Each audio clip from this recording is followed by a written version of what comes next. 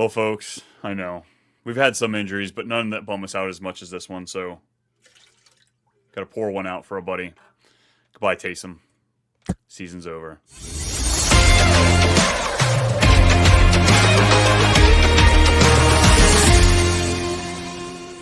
Yo, what's up, everybody? 13 weeks in the book, and we're here to recap them for you. Brian and Brennan here at Too Much Fantasy Football on the Fantasy Football Advice Network. It's Monday. We're having fun. Brennan, how you doing today? I thought you peed for a second when you poured that out. Like, I'm not gonna lie, it sounded like you were at your fucking toilet, and I was like, did he just fucking piss? Yeah, I got me a little bucket hanging from my desk here. I can, I'm always ready Hey for man, anything. we've all been there before, I guess. Hey, I've done it in weirder places. I'll say that at least. All right, keep that to But yourself. yes, we made it through the Thanksgiving slate, the Black Friday game, and then of course all of the Sunday games. We're gearing up for Bipocalypse Part 2. But before we do that, we have to talk about the madness that happened this weekend. So let's go ahead and kick it off. And I have to start with this Bengals-Steelers game. Oh my goodness, the Bengals started off hot. Pick six, came back and scored again, and then from there on, it was the Steelers. Like 44-38 was the final. Russell Wilson, 414 yards passing, 3 touchdowns through the air. This game, it was great. Yeah, if you started anybody from either offense, you were super excited at the outcome because everyone just had a lot of points. Russ is having a great season with the Steelers. I just feel bad for Joe Burrow. Like, dude, if you would have flipped the record of, like, I think they're 4-7, they're 7-4, he would be MVP. I think he'd be the highly favored MVP. Had they won this game and still been in the playoff hunt, he still might have. I was almost put a bet down on him for MVP. It's at plus 6,000 odds before this game. So had he won, I was going to put money down because they'd still be in the playoff race. I think it's about closed with them at 4-8 at this point. But yeah, you feel bad for Joe. 300 yards to the air, 3 touchdowns. Chase Brown was absolutely amazing. 100 all-purpose yards, another touchdown. Jamar Chase keeps doing Jamar Chase things. Yeah, Najee had a hell of a game too. I feel like anybody on this game. Do the Steelers re-sign Najee? I know they didn't pick up his 5th-year option. Those 5th-year options are usually pretty pricey, a lot of guaranteed money, but he's played so well. I don't know if they. I feel like they want to, but I don't know like what his market's going to be because like this is a good draft class for running backs coming up. So like they're kind of, it's one of those like last year. Obviously, the running back class was not as strong. It just really depends on what they see the market as. Hopefully they don't pull a Giants and are just like, we regret this and go sign somewhere else, but I highly doubt that situation. He's not a Saquon Barkley talent. No, 100% not. But I just feel like so much of the identity of the Steelers is the running game. Arthur Smith is there, for instance, and Jaylen Warren, like he's good and all, but he's not your number one. He's not your bell cow back. So I don't know. It feels like Najee's playing himself into probably a starting role next year or a 1A, 1B role into next season. Yeah, he definitely needs like a Jaylen Warren type of player behind him to like kind of counterpunch with one another. Yeah, because he's not fast and athletic. He's just a mauler. So, but yeah, I don't think they resign him. I don't know. I could definitely see them moving on elsewhere. They tend to just kind of move off of guys they don't really care for. That's what the Steelers do. Gentry. Time for Gentry to the Pittsburgh Steelers. They'd be like pick 24, 5. Like, yeah, I don't see him. I don't see him falling. All right, You got 15 seconds. Go ahead, give the people your love. Pickens. Dude, what'd I tell you? He's always in your lineup. He doesn't leave. The dude will point guns in the stands, get penalties. It does not matter. 3 catches, 71 yards, and a touchdown. That's a great day. That's awesome. Yeah, I saw Mike Tomlin with the comment afterwards, something like just growing up or whatever. But then you've got Josh Allen who does the exact same finger point, or just one less finger, I think is what it was. Yeah, you can't do the 2. You can only do the 1. Can't double barrel. It's like the hip thrust. Yeah, after 2, you can't do it. Yeah, it's sexualized exactly. after the second one. It's okay. Next one. Oh boy, this one hurts me. This one really, really hurts me. I didn't have Super Bowl aspirations for the Falcons, but I thought this was going to be top 5, top 8 offense for most of the season. I thought Kirk was going to have a not an MVP season, but like at least we could talk about him every few weeks as an MVP. But 245 yards, great. 4 picks, not great. What he thrown a touchdown since week 9? Is that what it is? Yeah, he throws 0 touchdowns in the month of November. That's honestly impressive. That takes some skill. Hey, Yeah, like $180 million. Yeah, no kidding. Michael Penix, I imagine that we're probably going into 2025 with him as the starter at this point. It's funny because like you and I both like clown the foul. I think everybody clowned them for taking that pick. And now they're just like they're geniuses. They're playing 5 chess. Yeah, they're like, hey, let's make sure we got a starter in Kirk Cousins and make sure we got a future as well in case he craps the bed. Bijan still did well, 26 carries, 102 yards, 6 catches for 33 yards. Drake London, serviceable day, 9 for 16. 16 targets. You got to love that, but he didn't pull off a touchdown, didn't even break 100 yards. I guess, do you have concerns going into the fantasy playoffs? Like, I mean, obviously we're not starting Kirk in single QB formats, but like Drake London, Darnell Mooney, Bijan Robinson, these are big pieces. I'm still going to start Bijan. He's still going to getting it done regardless of the quarterback play. Drake London, I'm still going to start. Darnell Mooney, I'm probably starting to tear back a little bit. Yeah, that great start off to the season was awesome, but it's definitely waned a little bit. Hey, Brian, I've got a question for you, though. No, Mr. Pitts. No, let's talk about Chargers. No, let's talk about Mr. Pitts, because he's been your guy all season now. Do you see why everybody's been off the Kyle Pitts train? Look, we stopped off at the station halfway through the year. We transitioned. We figured it out. He was a great start of the year, but yeah, we made pivots, of course. Let me ask you this. Is he a bust? For like overall NFL or just this year in fantasy? Well, you can go both. I'll let you answer both. This year for fantasy, I don't think I'd call him a bust because you did take him a little after some of the other tight ends that did a lot worse. And he gave you a pretty good start of the season. So like after week 7, week 8, I kind of threw ADP out the window. I think he's a borderline bust for this year. As far as an NFL player, yeah, I think we're calling him a bust. All right.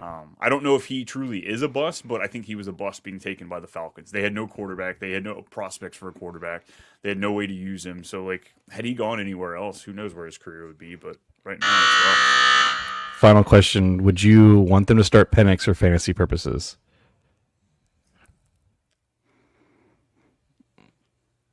Oh, God. I'm going to say yes. I'm going to say yes. Yeah, Kirk's on, unless they play Tampa, Kirk's just not getting it done. And they already played through both those games. I mean, we go to from talking about a bad quarterback in Kirk Cousins. Let's talk about a good one. Let's talk about Bryce Young. Dude. Dealing. They lost in overtime, 26-23 to the Buccaneers.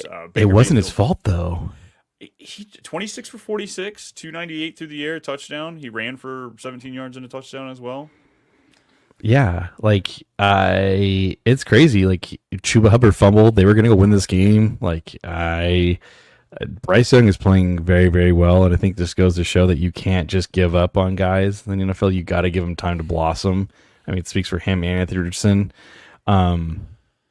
Yeah, bro. I mean, all in like Thielen. Are you starting him moving forward? I think you have to. I mean, we saw what Thielen can do with Bryce Young in the first half of last year. You know, Thielen was top 24 play this past week, 10 targets, 8 catches, 99 yards, and a touchdown. He had 2 touchdowns. Like that other one, that was a touchdown. Yeah, it was really weird. I looked at that and was like, I don't know how you call that not a touchdown, but whatever. Yeah, he caught that ball. He was in bounds. I don't know what was happening there, but I think Thielen, yeah, he's an auto start because we've been hesitant on Leggett. We wanted Coker to be a thing, but Thielen's tried and true. Kirk Cousins needs him in Atlanta, I guess. I don't know. What was Leggett's stat line for this game? 4 for 8, 53 yards. It's not terrible. 8 targets, like he had an end zone. Like he caught it. He was just in the back of the end zone, so it wasn't in bounds. But like we see him down there, I guess it's just unexciting. He could be like a decent flex play moving forward because this team's going to be down and they're going to be chasing points. And unfortunately, in the bipocalypse, I don't know if they're going to be are you going to play Thielen next week against Philly? That's the big question. Yeah, you're going to have to, dude. Like, A lot of points. I think they're like 13 points spread on that game. Like I think Panthers might cover it. I don't know if I want to play anybody else like Liggett, but yeah, Thielen, he might be in consideration for you next week. The other side of the ball, Mike Evans, 8 for 12, 118 yards and a touchdown. I saw he used to average like 99 yards to get that. Yeah, they said on like him and Baker came out and said we're going to get him to 1,000. So Mike Evans might be DFS play like every week just because like they are going to make sure to feed him the ball to get to 1,000 yards. And it's not like they're keeping the ball from any talented players outside of that because this is true. Shepard, McMillan, Trey Palmer, they don't really want to be involved. K-Dot. Can we talk about? Okay. Hold on. We talk about Bucky Irving taking over that backfield officially. I was saving up for that at the end, but absolutely 25 carries, 152 yards, a touchdown, 3 catches for 33. Rashad White only had 11 touches or 12 touches altogether. Bucky, man. Bucky. Dude, Lee, I mean, we're talking about like league winner at this point. He's taken over the backfield. He's no longer splitting it. We got games against the Raiders, the Chargers, Dallas, and Carolina the last 4 weeks. This guy is a top 8 for me at least for the rest of the season. Yeah, for sure. That schedule's really juicy, and I mean the way he runs, and he also is utilizing the passing game too. Like, yeah, he's for sure going to be finishing as a top. Where is he at right now in rankings? Just curious. Like, what's he at RB wise? On the season. He'll finish as RB1 at the end of the year, and he's already had his bye, so yeah, he'll. Yeah. I guess last question I have, K. Dotton, 4 for 7, 20 yards. It's been disappointing back-to-back since Mike Evans came back. Is he no longer in the must-start top 7? He's now in that like fringe 8 to 14? No, he's still a must-start. 8 target. Was it 7 or 8 targets? 7 targets, 4 for 7. It's still a healthy amount of targets. I don't know what, like I can't sit there and think I'm going to chase Pat Fryermuth's game just because they play the Bengals. Yeah, so I still want to start K. Dotton. Awesome. Next up, who do we have here? God, this is killing me. So the Ravens have lost their 5 games by a combined 22 points. I saw this, yeah. Justin Tucker has missed 22 points and kicks this year. He now has the fewest completed, like the lowest completed field goal attempts rate out of guys who've like attempted at least 10 this year. Where are we at? Does Baltimore need to look on? Yeah, it's so hard because that dude's like such a legend there. It's like it reminds me of like the Adam Vinatieri bad, like the very end of his career. Like it's just like he's a legend. When he was in his 40s, right? Yes. I know it's weird you're saying that. Yes, I understand. I think he's kind of like royalty there still. I mean, I think it's really hard to sit there and say, yeah, we're gonna cut Justin Tucker. I think it's mental for him. I think this reminds me of the Cowboys kicker. What was it, 2 seasons ago? Who just literally just couldn't make anything. Yeah, one of the best in the league, and just all of a sudden just the yips. Yeah, I don't know. I'm all for like because he is that like borderline Hall of Fame type player, giving him a chance to kind of figuring it out. But we're walking into the scenario where the Ravens lose to the Chiefs in the playoffs by a field goal because Justin Tucker misses. Like that's just the storyline we're walking into at this point. They missed a Super Bowl chance because of another kicker. Before him they missed like a 20-yard like chip shot. I forgot his name. I remember they wanted him dead basically through the streets of Baltimore. Yeah, I don't know what you're gonna find on the streets you're gonna really take a gamble, and I just think that like his leg is still there. He can still kick the ball far. Is it accurate? But he missed 2 field goals and an extra point in this game. Yeah, missing the extra point is just rough. All right. Outside of that, the Eagles really turned it up. The Ravens were holding on to this game pretty well at the beginning, and the Eagles just turned it up. Saquon Barkley, 23 carries, 100 yards. Jalen Hurts, tush pushing his way into the end zone always. And then A.J. Brown, kind of disappointing. 5 catches, 6 targets, 66 yards. He has been pretty disappointing the past couple weeks, right? Like his stat line, I feel like it's not been the best. I think he definitely needs Devonta Smith next to him. Which, yeah, he kind of flourishes, I feel like, when Devonta Smith is gone because he is just a target hog. But he's missing his 1-2 tandem out there for sure.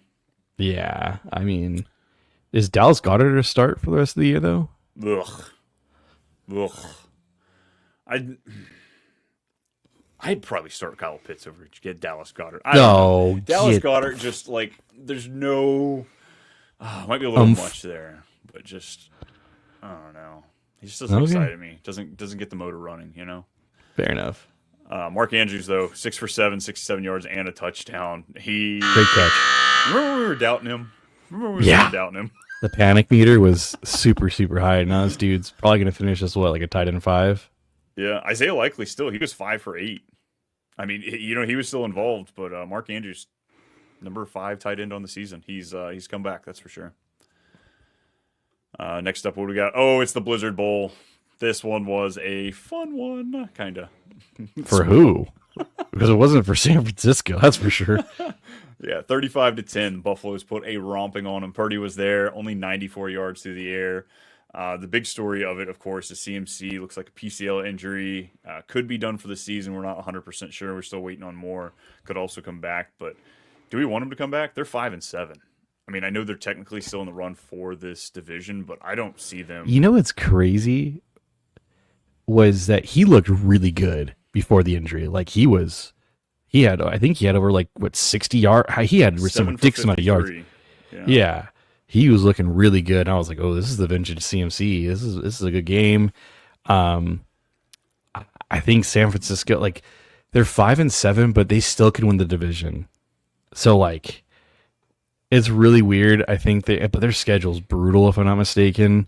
The Chicago, the Rams, Miami, Detroit, Arizona. So they still have 2 division games left, but the Detroit-Chicago game, Miami. Yeah, I think it's a really tough stretch. But, I mean, for all those who held on to Jordan Mason, good for you, because you are about to have a very, very nice extra flex play for yourself. And Jordan Mason, he was great for the Niners. He was McCaffrey, 4 games, didn't score a touchdown. Jordan Mason, he was moving the ball when he was in there, Can we talk about the play that shocked all fantasy with Josh Allen getting the... he pulled the Marcus Mariota? Well, the pass and then the catch for a touchdown. A 10-point swing in most leagues. So Josh Allen's going to get credit for 2 passing touchdowns, a rushing touchdown, and a 7-yard receiving touchdown for that little bounce pass thing to, was it Mari Cooper? Yeah.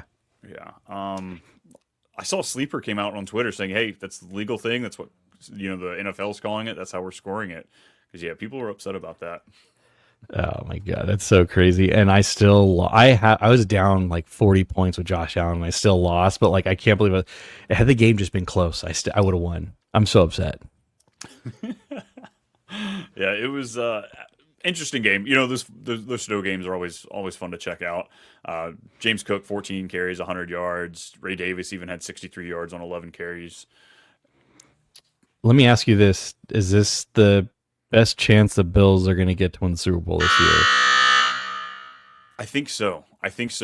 Despite the Chiefs finding a way to win in just about every game, I think you're seeing little chinks in the chain, the little glimmer of hope, and I think that's why the Ravens kind of were aggressive as they were as far as building the team. I mean, they're not doing anything with Deontay Johnson, but the Bills and the Ravens both traded for depth at the receiving point just to make sure they can overcome Kansas City. So.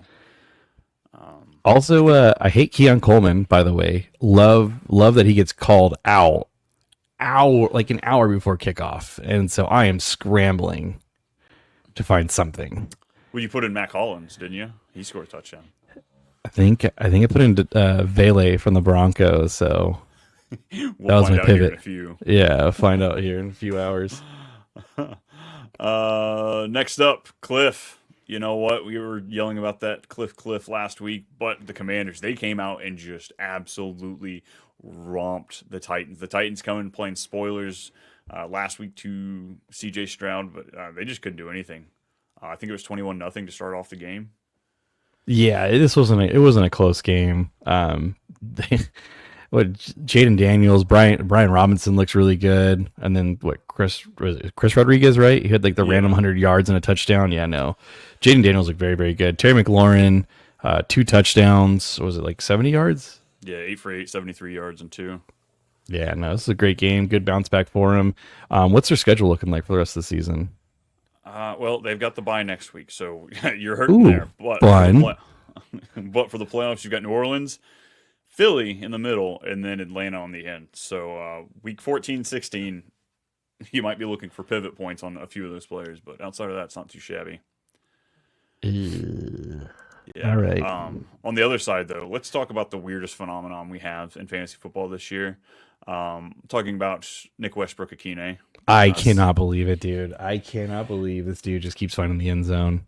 So coming into the week, he had scored in 6 of 7 weeks. Well, he comes back and catches 3 balls for 2 touchdowns. So now he has, 8 touchdowns in 8 weeks. Do you know how many catches he has? Like 14 or so. Yeah, like something ridiculously low. And he has 8 touchdowns. That is so absurd, folks. Like, you have to dig to find numbers that correlate to that. It's not sustainable. Except it kind of is for him. Like, he probably I wonder what his what his anytime touchdown is odds like each week has been. I joked about putting it in one of my parlays this week. I was like, you know what, Brian, that's stupid. Stay away. Just don't even bother because you know it's not going to happen this week. And 3 catches, 2 touchdowns. Like, what in the freaking world? Are you still going to start Calvin Ridley though for the playoffs? Are you still feeling comfortable enough to start him? 2 for 7 and 45 was rough, but like he plays Jacksonville this coming week, Cincinnati the week after, Indianapolis. Yeah, I saw the schedule. I was like, damn, he's got a really juicy schedule. I have to. Luckily, you probably picked him up off the waiver, or you haven't needed him as a supreme wide receiver. So if you can play him as a wide receiver 3 flex, I think it's great. But yeah, it's so juicy, so juicy. I want to play freaking Levis in my super flex next week. Yeah, it's gross. Let's stop. Yeah. I didn't say I had better choices. Speaking of better choices, Cardinals are hoping they made it one because 22-23 loss to the Vikings. Sam Darnold, he was 21 for 31, 235, 2 touchdowns. I think he looked exactly impressive in this game. He looked like Sam Darnold. He looked like, let's just call it what it is. He looked like Sam Darnold. It's not like, I know that he was having this world-class numbers, fringe MVP the first 4 weeks. Mm-hmm. He's back to reality. He's Sam Darnold. He's come back, folks. Justin Jefferson was able to pull in 99 yards on 7 catches. Thank God. Anderson, 54 yards. Aaron Jones, what, he fumbled twice? He got benched for a little bit? Yeah, still got a touchdown, right? Yeah, still pulled in, 28 yards all-purpose and a touchdown. Saved his day. Yeah. Where am I at with this team? What was Hawkinson's number, by the way? Hawkinson was 3 for 6, 28 yards. Johnny Munt pulled up the touchdown to kind of ruin Hawkinson's day. Yeah, really the only one I want to start on this team, going forward is Justin Jefferson. It's the only one I'm 100% confident in. Hawkinson's still decent matchup going forward. I still kind of have him as a must-start rest of the season. Seen targets of 6, 9, 3, and 9 the last 4 weeks. It's hard to walk away from that. All right, fair enough. Other side though, are you going to start Kyler Murray? Is he QB? Is he moving to QB2 territory right now? Oh man, I guess next week. I think you have to start him next week in Bipocalypse. They're playing Seattle, New England, Carolina the next 3 weeks, so it's not bad matchups. I will say, I don't know if you saw the defensive numbers for Minnesota. I think it was 40% of their snaps. They ran no defensive linemen. They only had 6 linebackers, and the rest were DBs. Wildest thing, just the situation. They weren't going to let Kyler run. Is essentially what they were doing there. So, I think I'm still willing to play him. James Conner gets an extension. Looked pretty good this past. Sad Trey Benson noises everywhere. Oh yeah, there was groans, lots of groans. Yeah, because I saw that and I was just I took Trey Benson the early second in most of my drafts. I'm just you bastard, he's never gonna see the field. Do you think they did that extension? One, they have to like James Conner, but 2, do you think they're maybe Trey Benson isn't gonna be what we thought he was? No, I don't really see that. I think we've kind of seen that common with a lot of these teams this year. We've seen a lot of teams that have running backs we're excited for, and they re-sign these veterans or they bring in a veteran and stuff like that. So I'm not too worried about it. Benson got 3 carries, 20 yards, got involved a little bit, but not as much as we want for sure. Okay. Trey McBride, what's up with that? 12 for 12, 96 yards, and still no touchdowns. That's honestly crazy. This dude is still putting up great numbers, and just if he had a few touchdowns, he would be breaking fantasy football this year. If you give him 4, I think PFF has him like 5 touchdowns is what his expected is for the season. Yeah, you stack that on there, he would be absolutely crushing it. Yeah. Last little bit we're going to talk about here is just the injuries. We touched on Taysom Hill out for the season. I mean, that was sad. That's kind of a bummer, honestly, because he's like, if you picked him up, he's been excellent. Like, he's been this, like, you could definitely start him. Now, does this like maybe move the needle for you for like Foster Moreau, Juwan Johnson at all? Because like, or is he just kind of like a gadget player? It's just like a unique 1 of 1 for you. Because they are just decimated, the Saints. I don't mind Juwan Johnson. We've seen flashes of Juwan Johnson with Derek Carr the last 2 years. He does like to. I mean, he loves his tight ends. You know, he's always been a fan of his tight ends. 7 targets Juwan Johnson had this past game, even with Taysom Hill being involved with 7 targets as well. So MVS, he's only going to get his 3 targets a game. You got Austin Pettit, freaking Pettis. Like what? Dante Pettis was involved in this game. Dude, I saw that and I was like, that's a name. I haven't heard that name in a hot minute. That one's a dig. But yeah, Juwan Johnson, especially this week with the bye weeks, I'm considering streaming him this week in a couple of leagues. All right. On the other side, you've got Stafford, very meh game. Puka Nacua, you know, he did his thing, 56 yards and a touchdown. Demarcus Robinson says, DUI be damned. I'm still going to get me a touchdown. Got to pay off the court fees, I guess. Cooper Kupp. Oh, man. How you feeling about Cooper Kupp going into the playoffs? You got Buffalo, San Francisco, and the Jets the next 3 weeks. It's a pretty decent schedule. I mean, like, I like it. I think Buffalo's not the greatest. San Francisco just sucks. Yeah. And the Jets, who knows if they're going to show up or not each and every week. This is true. They probably won't. So. Right. I had so much money on them to win this weekend. I was so pissed. Kyren Williams, 15 for 104, a touchdown. He caught his lone target for 9 yards. Blake Corum came in there for 8 carries, 42 yards. Dude, people were freaking out. They were like, oh my God, Blake Corum looks so much better. And then what happens? Like, Kyren comes back in, and it's just normal stuff. Kyren. It's almost like Sean McVay's on Twitter, and he waits till everybody hits that tilting point, and he's like, watch this. He's like, I'm going to troll the shit out of everybody. God, it was... as a minimal Kyren owner this year, unfortunately, luckily I just got to sit there and enjoy it and just laugh.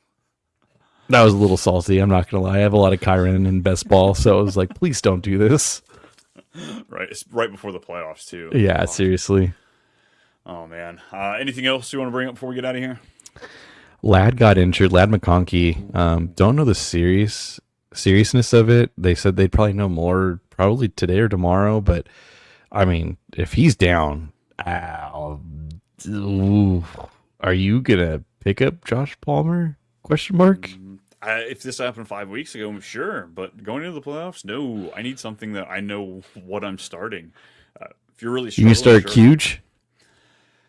God, Huge last 2 weeks, 9 targets. He's got 2 of them for 12 yards. He's doing a lot of cardio. I mean, those long legs, it doesn't take a whole lot, you know. It's true. God, it's terrible. Well, folks, get ready. Tomorrow we've got the Walking the Wire. We're looking for all of the waiver wire pickups, whatever other questions and craziness you have coming at you. So don't miss that 3:30 Eastern on the YouTube. Brennan, people looking for, where do they find you? You can find me on X at FFAMBMulk and then the Fantasy Football Advice Network Facebook group page as well there. Funny enough, you find me in most of those places too. It's at @too_much_Brian or at @too_much_Brian, depending on what platform. So try them both. It's up to you. I'm not going to tell you. But until then, we'll see y'all later. Oh, bye!